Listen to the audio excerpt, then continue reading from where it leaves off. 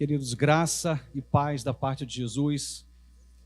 Que alegria poder estar aqui num tempo tão precioso, tão histórico na vida da igreja.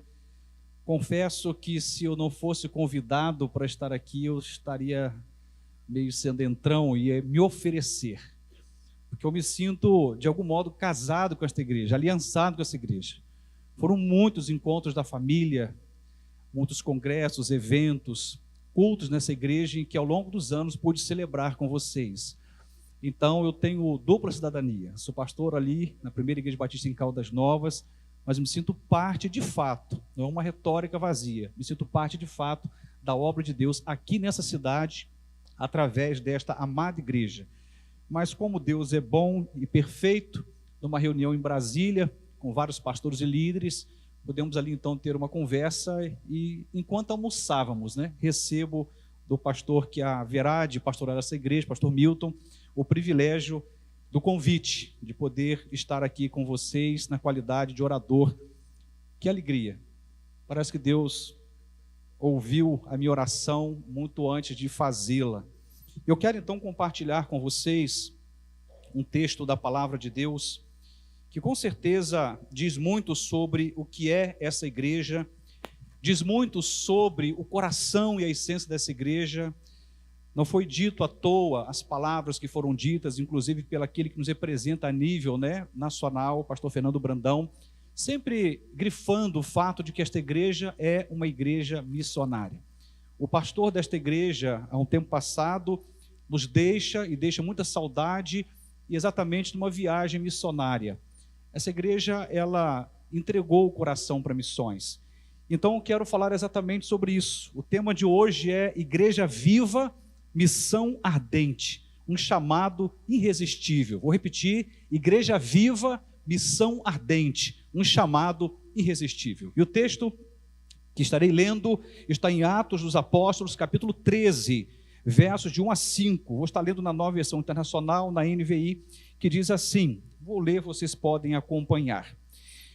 Na igreja de Antioquia havia profetas e mestres, Barnabé, Simeão, chamado Níger, Lúcio, de Cirene, Manaém, que fora criado com Herodes, o tetrarca, e Saulo. Enquanto adoravam ao Senhor e jejuavam, o Espírito Santo disse, separem-me Barnabé e Saulo para a obra a que eu os tenho chamado. Assim, depois de jejuar e orarem, puseram-lhe as mãos e os enviaram. Enviados pelo Espírito Santo, desceram a Seleucia e dali navegaram a Chipre. Chegando a Salamina, proclamaram a palavra de Deus nas sinagogas judaicas. João estava com eles como auxiliar. Quero orar mais uma vez e juntos vamos pedir que Deus nos fale ao coração por sua palavra. Pai, nós queremos te agradecer por esse tempo. Mais do que uma reunião solene, e de fato é, mais do que um tempo que marca um novo começo na história dessa igreja, com um novo pastor, mais do que tudo isto, esse é um tempo de celebrarmos o Senhor desta igreja, o Senhor dos ministérios desta igreja, o Senhor da obra que temos realizado, o Senhor da missão, e é sabendo que Tu és Senhor, não só nesse tempo, nesse dia de posse, mas em todo o tempo na história desta igreja. Nós pedimos que o Senhor possa mais uma vez falar ao nosso coração. A Deus, abre os nossos olhos, abre, ó Deus, o nosso entendimento. O Espírito de Deus fale conosco, que o Senhor possa, ó Deus, cravar no nosso coração palavras vivas do Teu coração. Te pedimos assim em nome e por amor de Jesus, amém e amém. Eu estava pensando na expressão Igreja Viva, Missão Ardente, até me senti um pouco redundante ao escrever a expressão Igreja Viva, porque uma igreja que não é viva, ela não é igreja. Uma igreja que é apenas institucional, mas que não derrama da graça da vida de Jesus, ela não é igreja. A igreja só é igreja quando ela é viva. E ela só tem vida quando ela tem uma experiência missionária ardente. E esse chamado não é para esta igreja, é para todos nós, discípulos de Jesus, e para todas as igrejas de Jesus espalhadas pela terra, um chamado irresistível. A graça de Jesus, o amor de Jesus, não apenas nos constrange, mas nos chama a uma missão. E eu quero então pensar com vocês daqui a pouco sobre algumas considerações sobre esse texto. Vou tentar ser breve, mas não posso deixar de dizer aquilo que Deus colocou no meu coração a respeito desse templo para essa igreja. A igreja de Jesus Cristo, no meu ponto de vista, à luz dessa palavra e de tantos outros textos em Atos dos Apóstolos, é a plataforma de missões que Deus tem para projetar o seu evangelho para o mundo.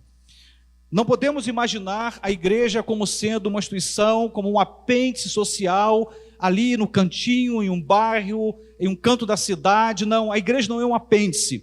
A igreja é a plataforma onde o Senhor vai lançar do seu amor, da sua graça para o mundo inteiro. Essa força da igreja é uma força transformadora e com certeza é imbatível. Quando uma igreja vive a visão missionária, ela é imbatível para cumprir a grande comissão. E o pastor, isso nos envolve a todos nós que pastoreamos, nessa realidade de igreja bíblica, missional, o pastor não é o centro, ele é o condutor. E a igreja não é espectadora, ela é protagonista. Quando nós começamos a imaginar o pastor como figura central, nós começamos a perder de vista aquilo que de fato a igreja, revela no seu coração enquanto ela cresce. Uma igreja que tem apenas a figura de uma personalidade no centro, esquece que o centro de todas as coisas, na história de uma igreja bíblica, é Jesus. Mas o pastor de uma igreja certamente recebe de Deus a incumbência de ser o condutor. Eu até brincava com o pastor Milton, falei, pastor, a PIB Rio Verde, a gente estava falando sobre a carreta missionária, né? Eu disse, a PIB de Rio Verde é uma carreta missionária, é preciso de um motorista. E aí ele estava dizendo do convite, eu me alegrei com ele e com os irmãos, porque além de admirá-lo por tudo que ele representa na nossa denominação e conhecer um pouco mais de perto o coração dele, sei que ele vai conduzir esta igreja de acordo com o evangelho de Jesus, sem ser centro, apenas condutor. E a igreja não está aqui para ser espectadora do que Milton vai realizar em Deus, não. A igreja precisa ser protagonista do que Deus quer fazer através do ministério do pastor Milton.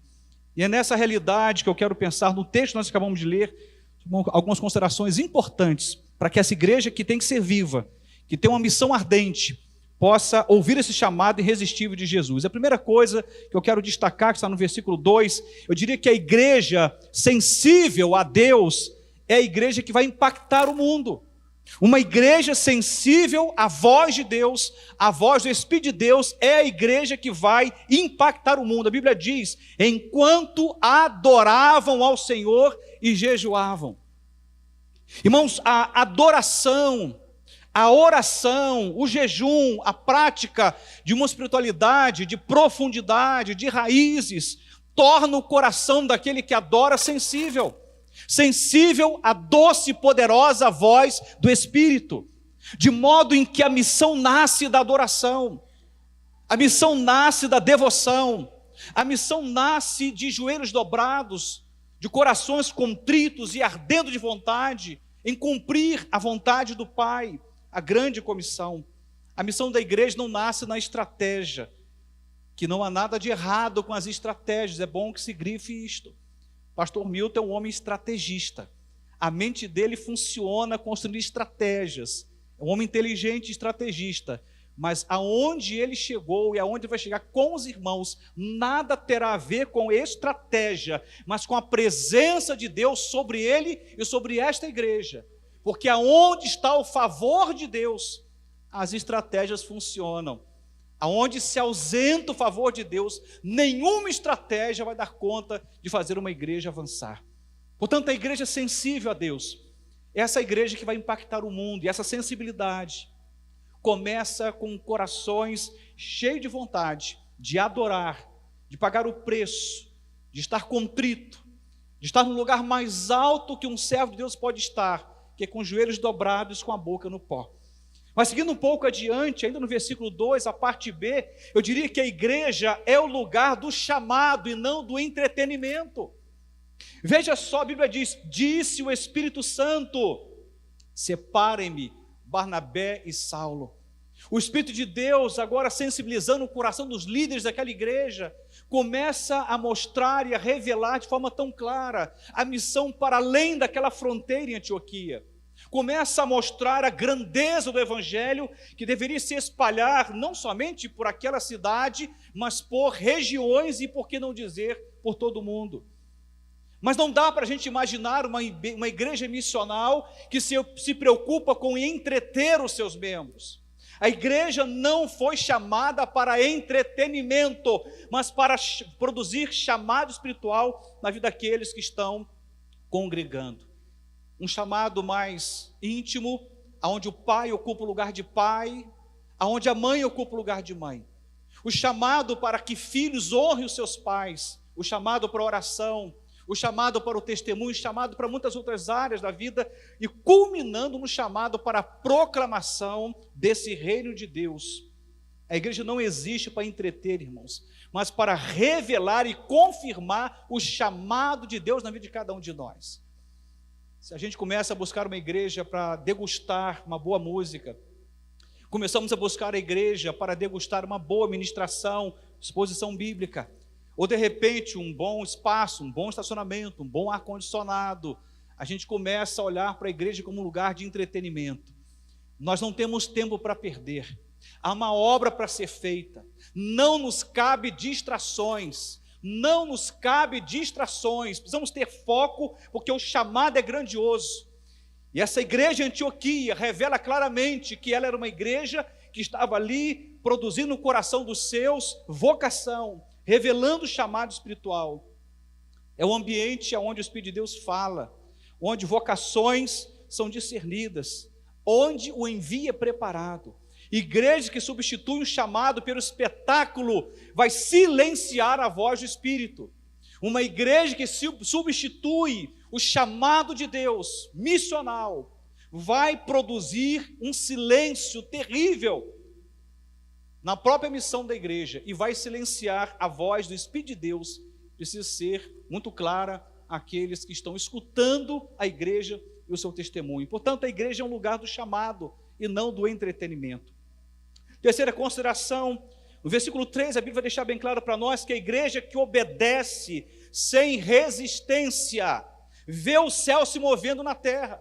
Irmãos, quando começamos a ler Atos dos Apóstolos, dá para arrepiar. Se você começar a mergulhar nas páginas de Atos dos Apóstolos, entender a regência do Espírito de Deus e para onde ele conduzia os seus, para onde ele conduzia a igreja, para onde ele conduzia os líderes, vamos perceber que há uma coisa comum em boa parte desse tempo em que Deus se revelava às igrejas e que a obra avançava: obediência sem resistência. Não tinha uma condicional, não havia resistência alguma, o tempo todo o céu se movendo sobre a terra, o evangelho se revelando sobre corações, cidades sendo alcançadas, regiões inteiras sendo varridas pelo evangelho doce e poderoso de Jesus, vidas sendo alcançadas, libertação. A gente olha aqui, a Bíblia diz: depois de jejuar e orar, impuseram-lhes as mãos e os enviaram. Eles não ficaram resistentes, porque tendo entendido do Espírito de Deus o que era para acontecer e qual a direção, qual o propósito, qual o caminho, não hesitaram, estende as mãos, então abençoa aqueles que o Espírito Santo de Deus separou, e nesse mesmo momento eles são enviados. E se a gente for começar a olhar o que vem como decorrência, temos um avivamento espiritual tremendo, o evangelho se espalhando por cidades inteiras, multidão se convertendo, a igreja que obedece sem resistência. Se o Espírito Santo de Deus falou, só nos cabe uma coisa, pastor Milton e igreja, nos cabe obediência. Eu tenho histórias lindas para contar, 24 anos à frente ali da PIB de Caldas Novas. Eu me lembro de uma coisa básica, já revelei isso aqui ao coração da igreja numa outra ocasião. Nós havíamos recém-assumidos aquela igreja, reformamos o templo, estava lindo, todo mundo queria casar lá de tão belo que era, aconchegante. Recebemos a Convenção Batista Goiana, até naquele momento foi a maior representatividade no nosso estado em uma convenção, talvez por ser Caldas Novas, não sei, mas a gente estava alegre, recebemos a liderança, e alguns dias depois a igreja estava crescendo, avançando, Deus nos dando direção, discípulos se multiplicando, e de repente Deus me fala ao coração numa madrugada, me acorda, como alguém que sacode um outro alguém a fim de despertá-lo com urgência. E Deus me fala em Isaías 54, e quando eu começo a ler, a Bíblia diz para mim, e o Senhor me falando: alargue a tua tenda, finque bem as estacas, estique a corda, porque transbordarás, ninguém te impedirá, prosperarás para a direita e para a esquerda. Eu comecei a olhar para aquilo e falei: Senhor, o que o Senhor está querendo falar?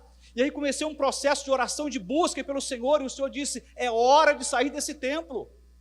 Eu fiquei apavorado, porque não fazia qualquer sentido, tudo estava muito confortável.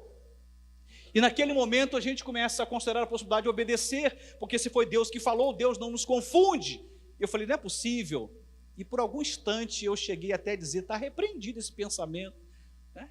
Não sei quem está falando comigo não, mas de repente, queridos, esse texto começou a martelar no meu coração, 1 dia, 2 dias, 3 dias, semana, e eu não tinha mais paz, e abri o coração para a liderança, disse: o Senhor nos mandou avançar, é hora de alargar a tenda. Detalhe, eu nem sabia que a nossa igreja iria habitar em tenda por quase 10 anos, tenda mesmo, porque tínhamos um templo. E aprendi naquela época que quando o Senhor fala, a gente obedece, e quando Ele manda, Ele paga a conta.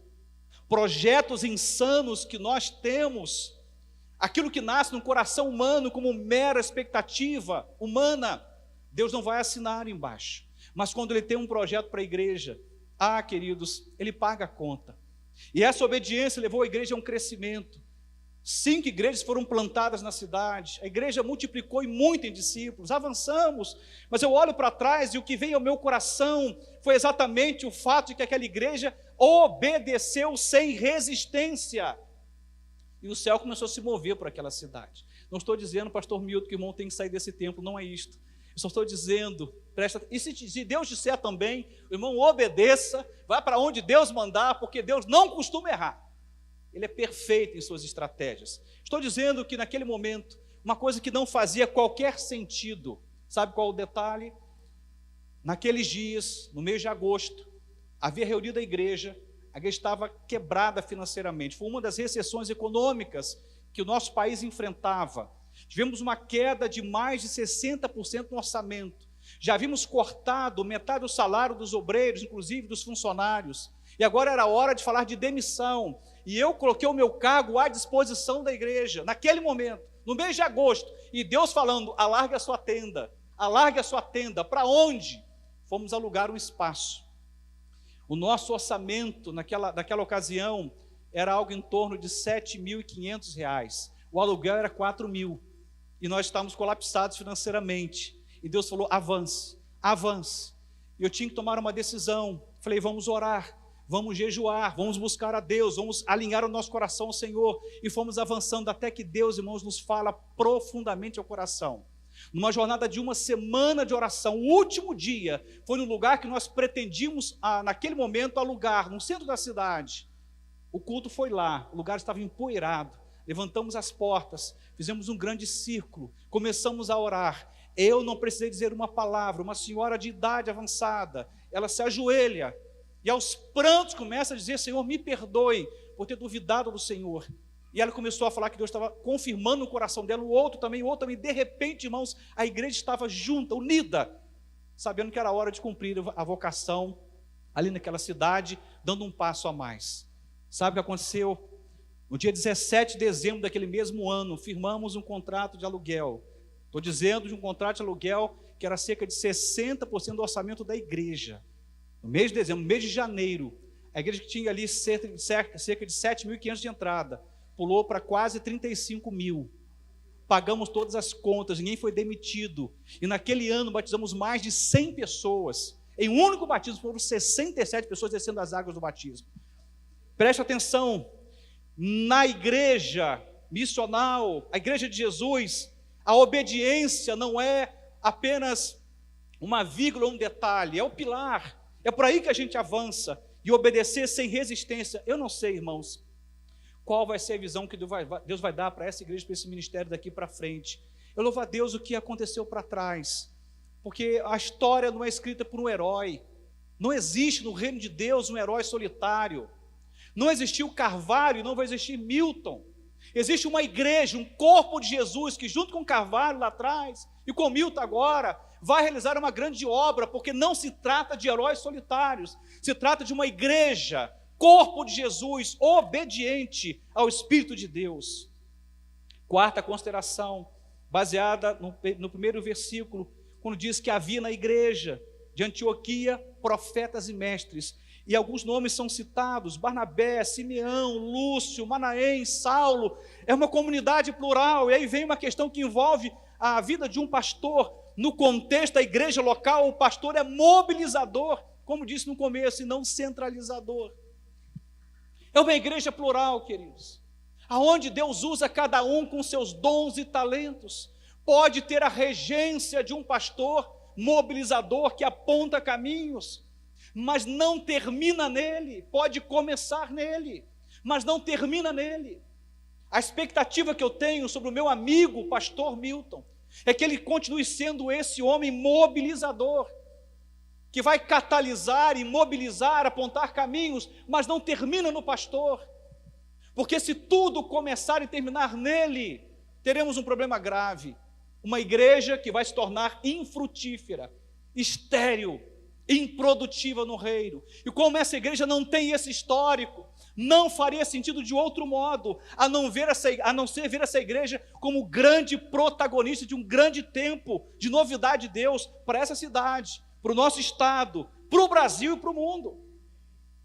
É uma comunidade plural. É óbvio que por endereçamento, alguém quando fala da PIB de Caldas, remete a mim: olha, a igreja lá do pastor Ilquias. É só para dar endereço, queridos, porque a igreja lá não é de Ilquias e aqui não será de Milton. A igreja é de Jesus, é o Espírito Santo de Deus quem guiou a igreja em Atos Apóstolos, e é Ele quem tem que guiar nesse tempo, e o pastor é o grande mobilizador.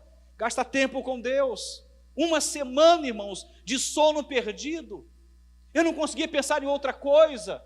Aquilo começou a machucar o meu coração, por eu não entender a profundidade, o quando, o como, porque não faria sentido romper com uma estrutura que estava tão perfeita.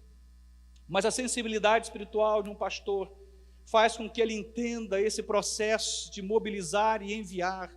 Mobilizar e enviar. A Junta de Missões Nacionais entrega de algum modo uma pedra preciosíssima, mas a junta não perde para a igreja ganhar, porque a junta não é outra coisa a não ser uma extensão da igreja local.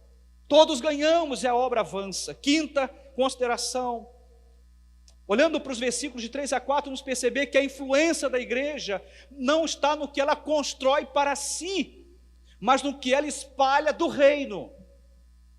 Estamos vendo um tempo em que pessoas estão tendo pensamentos estranhos, esquisitos, líderes espirituais, ou pelo menos ditos espirituais, construindo verdadeiros impérios para si. Mas o Evangelho de Jesus não é sobre reter, é sobre repartir. Não é sobre poder, é sobre submissão. Não é sobre construir para si, é sobre espalhar do reino de Deus. Quando a gente lê a história dessa igreja de Antioquia, irmãos, o que levou essa igreja a orar, a jejuar, a depender de Deus, não foi pensando na próxima estrutura a ser construída, por mais que a estrutura tenha sua importância e o seu lugar também no reino, mas ela não sei se nem chamaria de secundária, talvez terciária. Tem coisas mais importantes que a estrutura.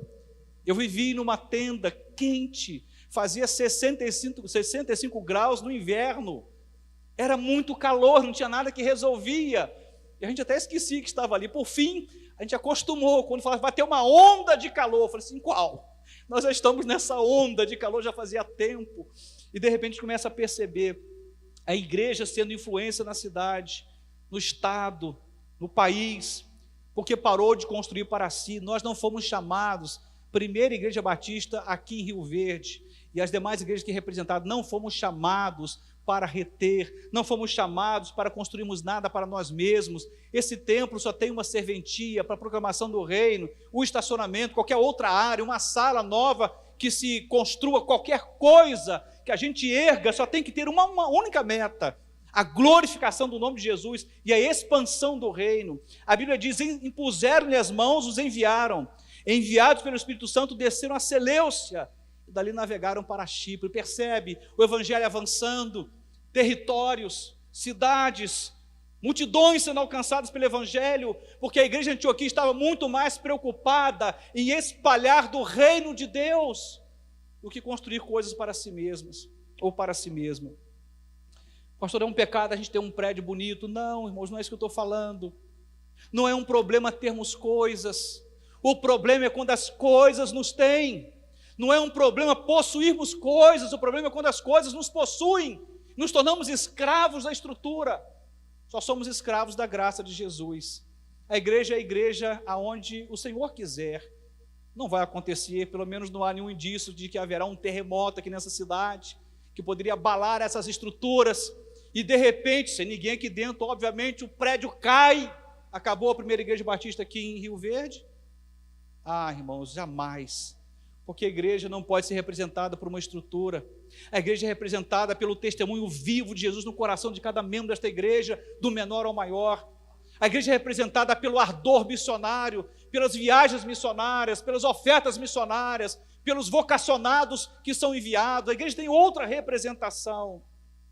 E eu fico feliz, porque estou sendo redundante, estou chovendo no molhado. Pastor, mas a gente já vive isso.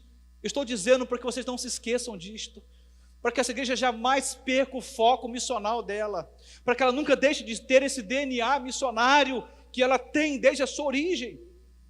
Vou repetir, a influência da igreja não está no que ela constrói para si, mas no que ela espalha do reino.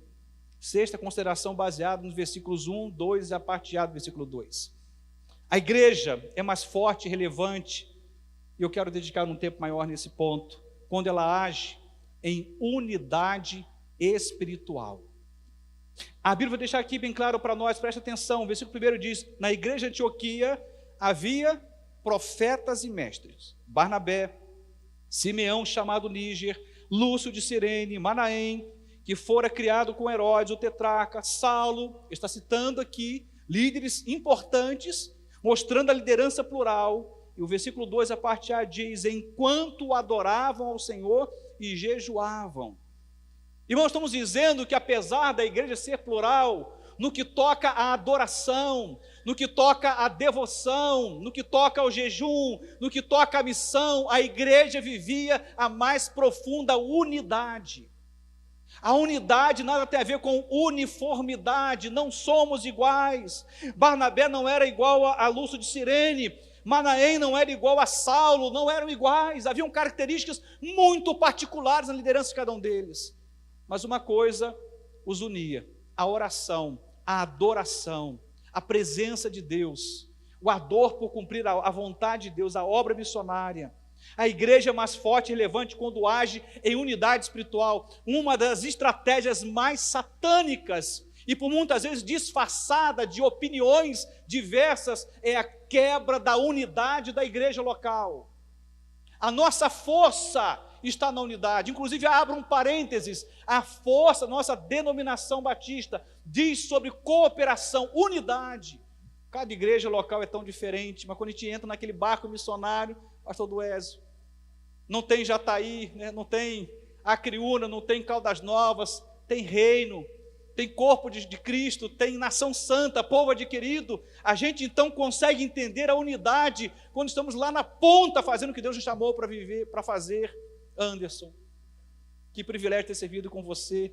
Não há diferença, somos um povo, e essa igreja se mostra forte e relevante, porque ela entendeu o mistério da unidade espiritual. Aliás, irmãos, a igreja começa de forma extraordinária, no cumprimento da profecia de Joel, ali em Atos, no início do livro, um tempo que o Espírito Santo de Deus vai selar ali um começo estrondoso de revelação da sua graça, porque estavam todos juntos, no mesmo lugar, com o mesmo propósito.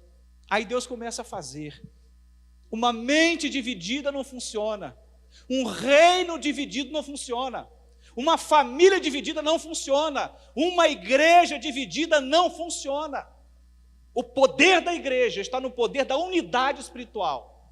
Pastor, eu penso A, o fulano pensa B, você pode pensar o que você quiser, e está tudo bem.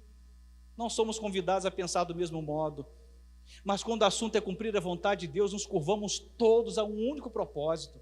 Quando se trata de evangelizar, discipular, levar ao batismo, salvar famílias, libertar cativos, levantar templos, plantar igrejas, revitalizar igrejas, quando te fala da obra missionária, irmãos, o que a gente pensa fica em algum lugar, numa escrivaninha qualquer, num nicho de algum espaço lá no seu escritório, e a gente se curva ao que Deus quer. Vocês sabem, quando a gente lê o livro de Atos, as opiniões diversas, e algumas até mesmo contraditórias, paradoxais, até mesmo conflitantes, vamos encontrar, mas o Espírito Santo de Deus está regendo aquela igreja. Essa igreja é uma igreja muito querida. Irmãos, esta igreja é uma referência para o estado de Goiás. Essa igreja foi referência para a minha igreja. O João representa com a sua esposa essa igreja em muitos momentos da minha vida. Nós temos aqui vários irmãos que coordenaram, não está só apenas o nome, o trabalho com a família, referência para mim.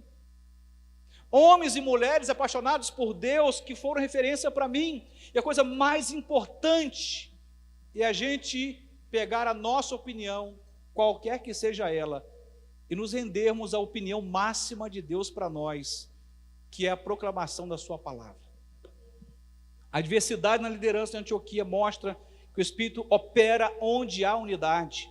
A igreja dividida não envia, a igreja dividida não consegue nem enxergar os vocacionados, a igreja dividida ela não consegue avançar, mas uma igreja governada pelo Espírito de Deus, que vive a unidade na adversidade, ela é imparável, ela é imbatível, ela vai sacudir o inferno, famílias serão salvas, gente será liberta, o batistério não vai caber de gente que vai transbordar de alegria ao descer as águas do batismo. Nós fomos chamados para vivermos a unidade do Espírito, e continuemos com as nossas opiniões, não tem nada de errado.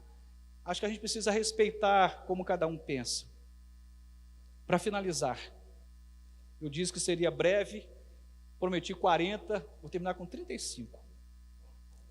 A igreja cheia do Espírito é marcada por prontidão espiritual. Lá no versículo 3 diz: depois de jejuar e orar, impuseram-lhe as mãos, e logo depois fizeram o quê? Os enviaram. E me lembro de uma ocasião que estávamos para decidir algo, que era a plantação de uma igreja em determinado local, e aí começa a ter reunião. Um dia, 2 dias, 1 mês, 2 meses, 1 ano, 2 anos, 3 anos, para decidir se planta ou não planta uma igreja. Irmãos, não temos tempo para isso. A obra de Deus carece de urgência. Não precisamos ser urgentes e impulsivos com os nossos desejos e planos pessoais, mas quanto à obra de Deus, precisamos ser marcados por prontidão. A Bíblia diz que, tendo imposto as mãos sobre aqueles que o Espírito de Deus escolheu, eles foram imediatamente enviados, porque não dá para esperar. Não dá para aguardar mais um dia, mais uma assembleia extraordinária, mais uma reunião, e mais outra, mais 1 ano, mais 2 anos, mais 3 anos, enquanto pessoas morrem sem Cristo e sem salvação. Não temos tempo para perder. Podemos planejar e devemos, porque não somos um povo marcado por imprudência. O povo batista é um povo organizado. Somos um povo que mensura. Somos um povo que vislumbra, que percebe, que entende, que administra, que é estratégico, mas tudo isso tem que se curvar a um ponto fundamental: prontidão para cumprir o que Deus nos chamou para realizar. Em Antioquia, não houve demora, debates ou desculpas, houve prontidão, houve prontidão. Muitas coisas podem esperar, irmãos, muitas coisas. Durante muitos anos a nossa igreja não teve templo, nós reunimos em 7 endereços diferentes, e sempre no improviso. Dava para esperar um templo, mas não dava para esperar para plantar uma igreja, não dava para esperar para poder enviar pessoas, não dava para esperar para contribuir com a obra de Deus, não dava para esperar para ganhar vidas para Jesus, dava para esperar um tempo. E no tempo certo Deus nos deu um templo, né? Agora temos um lugar bonitinho lá, arrumadinho, está pronto, mas quem foi lá no Multiplique estadual deve ter visto um pouco nossa estrutura, e quem nos conhece também, mas isso é tão secundário ou terciário. Igrejas espiritualmente maduras não ficam paralisadas em reuniões infinitas, mas age no tempo de Deus. O Espírito falou, a gente responde. Eu me lembro de uma época que eu cheguei na igreja, e um dia eu perguntei para Deus, em oração, não falei nada para a minha igreja naquele momento. Quando eu olhei para o relógio, era uma manhã, tínhamos uma assembleia extraordinária, aliás, uma assembleia ordinária, e já estávamos há mais de 1h30 decidindo se a gente colocava uma lâmpada A ou B, que tinha uma que tinha algo que era mais eletrônico, outra era mais elétrica, eu não sei, eu não entendo nada desse negócio. E olhar para o relógio, aquilo não acabava nunca, a gente com fome, e a gente perdendo um tempo danado, perdendo um tempo ali que não podíamos perder para decidir que tipo de lâmpada a gente colocava naquele templo. Enquanto tinha uma cidade para ser alcançada. Eu falei, Senhor, o que eu estou fazendo aqui? Para isso eu não fui chamado. Para ter reuniões infindáveis para tratar de coisas que não geram discípulos. Tem gente competente na igreja para isso. Tem gente que pode lidar muito bem com patrimônio e decidir sobre isso. Não precisamos discutir horas a fio que lâmpada que a gente coloca na igreja. Isso é perder um tesouro precioso que a igreja tem, que é o tempo. E o tempo, irmãos, não é só um espaço que se conta no relógio ou no calendário. O tempo é igual a vidas que se perdem ou que se ganham. É sobre famílias que se perdem ou que se ganham. No coração de uma igreja viva não cabe procrastinação espiritual. Não cabe. Eu disse que eu seria redundante, iria chover no molhado, porque o que eu falei aqui é uma realidade desta igreja. E graças a Deus por isto. Mas eu oro para que essa igreja nunca perca aquilo que ela tem já encontrado há alguns bons anos, para continuar sendo relevante aqui ou lá longe. Há um tempo atrás, eu vou dar esse testemunho aqui, porque faz parte da igreja, vim pregar nessa igreja, era um aniversário, eu acho que era aniversário da igreja, com certeza, irmão João. E de repente, tomando um café lá na casa do João, com a sua esposa, se preparando para vir para cá, João delicadamente, educadamente, gentilmente, me deu um golpe nos rins, assim, que eu fiquei sem saber para onde que eu ia. A nossa igreja, irmãos, estava fazendo uma obra extraordinária em Jerusalém. É muito difícil encontrar alguém que é da cidade que não conhece a nossa igreja. Nossa igreja está nos hospitais, nas escolas. Estamos entre os militares, nos preparando agora para entrar num presídio de novo. Já estávamos numa outra ocasião, mudaram as regras, estamos nos preparando para ir para o presídio, não para irmos para o presídio, mas para proclamarmos o evangelho no presídio. Nossa igreja está mantendo um orfanato que alcança Caldas Novas de várias cidades perto. Está avançando, a gente tem cuidado de coisas que não são nossas, mas são do Senhor. E aprendemos, andando com Jesus, que nós só podemos amar a Deus amando pessoas, que só podemos servir a Deus servindo pessoas. E a gente vai avançando. Mas ele falou assim, olha, está tudo bem com Jerusalém, mas basicamente falou assim, o irmão está em pecado, porque a Bíblia não diz para pregar só em Jerusalém, mas falou que tem que ir também para onde? Para onde? Judéia, Samaria e confins da terra. Nossa igreja sempre manteve missionários, né, para além da própria cidade, mas ele estava falando sobre ir. Aí ele, no final, ele falou assim, vamos num barco missionário? Ah, irmãos, que encrenca que ele me arrumou, irmãos. Que confusão abençoada, né? Que confusão abençoada, nunca mais minhas noites foram iguais. E de lá para cá nós adotamos vários outros missionários, já fomos em várias viagens. Nós estamos vivendo um tempo tão lindo na igreja. Viemos agora há pouco da Amazônia, estamos indo daqui a uma semana para o sertão baiano com 60 pessoas. Em setembro vamos lá para o Mato Grosso do Sul, né, no Pantanal, e a gente vai avançando, e a igreja está apaixonada com essa ideia de extrapolar Jerusalém. Isso é sobre esta igreja. O João só foi um catalisador do coração desta igreja para a nossa igreja. E como fomos abençoados. Como fomos abençoados. Eu quero orar nesse instante. 36 minutos. Ó, fiquei até impressionado comigo. Eu descobri, irmãos, que eu estou ficando velho. Eu comecei a ver as mensagens que eu pregava antigamente, né? Era rapidinho, assim, 30 minutos, 35. De repente comecei a me ver pregando 1h10, 1h20. Falei assim, Jesus, cerca o homem aí. De fazer uma revisão. E na época da pandemia, eu descobri que dá para ser profundo e rápido. Não precisa ser extenso para ser profundo. Eu espero que Deus tenha falado ao coração de vocês nesta noite. Te convido a ficar de pé Quero orar encerrando a minha palavra e já passando aqui ao dirigente. Pai, eu quero louvar o teu nome por esta linda igreja, plantada aqui no coração de Goiás, mas que tem olhado para os campos, para além deste estado, para além desta cidade. Eu quero te adorar pelos investimentos incalculáveis que essa igreja já fez na obra missionária. E não me refiro aos reais, não me refiro aos números, mas ao que foi semeado no coração de tanta gente. Mas eu quero, ó Deus, olhar para o futuro e te agradecer por aquilo que estrondosamente ainda haverá de acontecer a partir desta igreja e deste ministério. Que o teu nome seja exponencialmente glorificado nos próximos anos ainda desta igreja. Que a obra do Senhor continue se expandindo, porque o coração desta igreja, o DNA desta igreja é missionário. Ela entendeu a sua vocação e tem avançado, e haverá de avançar, não para a glória de si mesma, porque ela nunca construiu nada para si mesma, mas tem repartido aqui e lá longe, para a glória do Senhor. Continue falando o coração desse teu povo, e abençoe, ó Deus, os teus filhos nessa nova jornada, com esse novo pastor, nessa nova família pastoral, para a glória de Jesus. Amém e amém.